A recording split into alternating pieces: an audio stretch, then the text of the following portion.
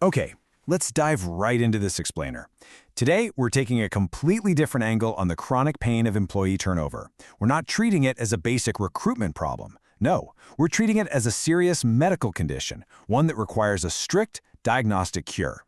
Because if you've just been throwing job ads at a talent shortage, you're probably just treating a symptom and totally ignoring the underlying disease. We'll be leaning into Dr. Michael Tang's really insightful hire last framework from the Corporate Turnaround Center. We're going to see exactly why prescribing a job ad before taking your company's clinical history is, well, pure organizational malpractice. Honestly, it's literally like a doctor handing you powerful pills before even asking you where it hurts. I cannot find good people, and the ones I find, I cannot keep. You know, you've probably muttered this incredibly frustrating sentence yourself at some point, and when we feel this pain, human instinct is to reach for a quick analgesic, like, say, relying on cheaper overseas labor, rather than doing the hard work of diagnosing the true structural disease that's causing your talent to bleed out in the first place. So, to shock you into paying attention to the real stakes here, just consider this number: 200%. According to Gallup's data, replacing a single manager costs roughly 200% of their annual salary. This is absolutely not just some minor HR headache. It is a massive financial hemorrhage that is quietly draining your resources. Let's look at the clinical path to fixing this financial drain. We'll be using an ironclad 4-step sequence, moving through the high cost of turnover, diagnosing your business model, uncovering your true culture, matching your style to your business phase, and finally, using retention as your real strategy. Section 1. The high cost of turnover, quantifying the symptoms. It is definitely time to dismantle that pervasive myth that small businesses simply can't afford good people. Let's break down the real replacement costs based on that Gallup data.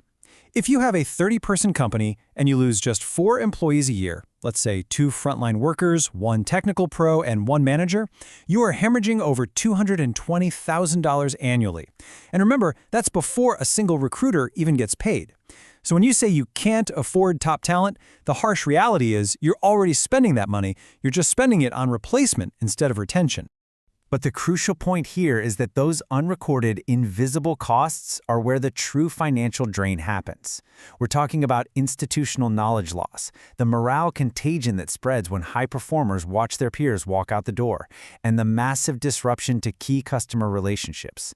And you know what the real tragedy is? Research shows 42% of these departures were entirely preventable. That is perfectly recoverable budget, but only if we treat the disease properly. Section 2. Diagnose your business model, taking the patient history. To prevent this bleed, the very first step in our sequence is diagnosing the exact clinical phase your business model is in right now, and you need to do this before you even think about writing a job description. Dr. Tang outlines 3 clinical phases. First up is Phase 1, surgery.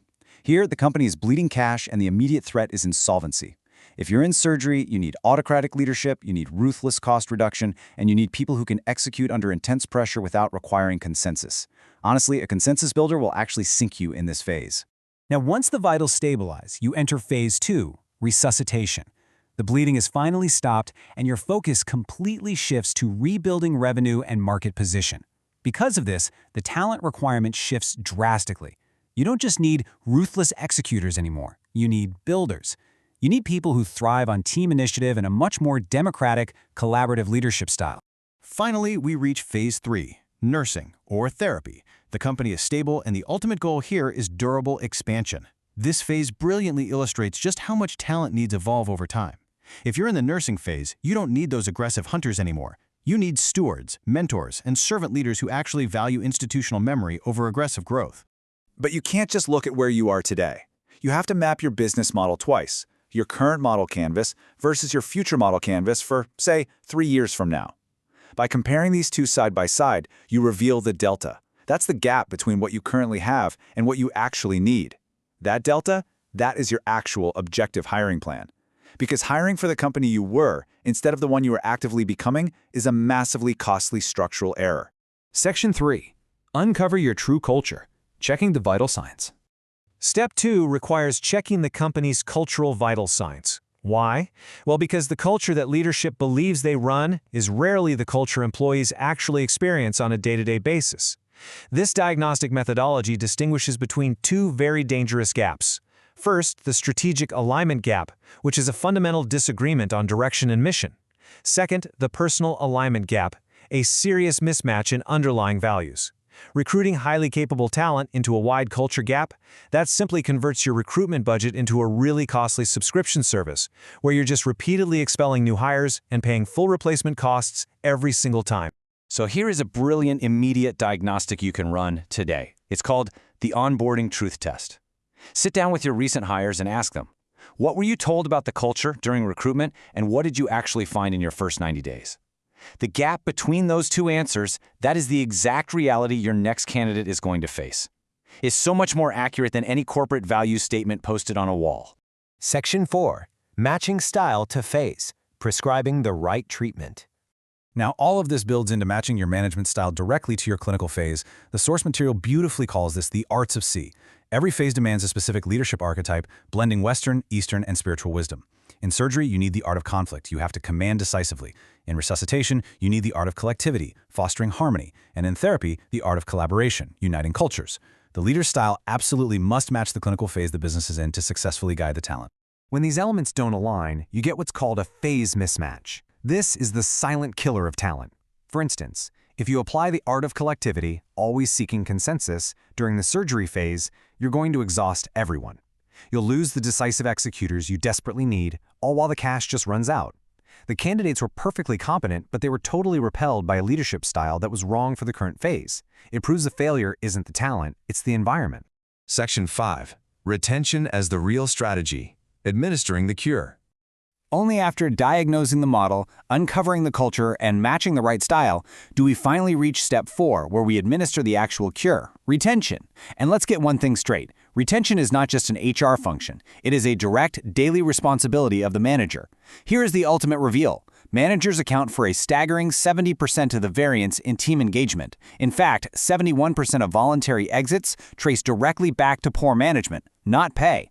In an SME, a new employee doesn't really experience the company in the abstract. They experience their manager. For that employee, the manager's daily behavior essentially is the company. This dynamic is particularly acute in family-owned SMEs. Research shows that visible family preference in promotion creates a very real structural ceiling.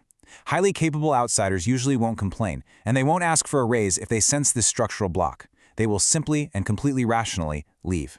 This lack of structured retention management quietly pushes your very best competitive advantage right out the door. So to finally stop the bleeding, you've got to strictly follow this 4-step diagnostic sequence. Step 1, diagnose the business model. Step 2, diagnose culture and change style. Step 3, execute talent recruitment. And Step 4, build retention infrastructure. You literally do not write a job ad until steps 1 and 2 are fully complete. I'm going to leave you with this provocative thought. Are you recruiting for the company you were or the company you are actively becoming? Take the time to diagnose your business today. Understand the exact phase you're genuinely in and fix your internal culture first. Because if you don't, you'll be paying the ultimate price, a 200% replacement penalty for the wrong talent tomorrow. Thanks for diving into this explainer with me, and I really hope this transforms how you look at your next hire.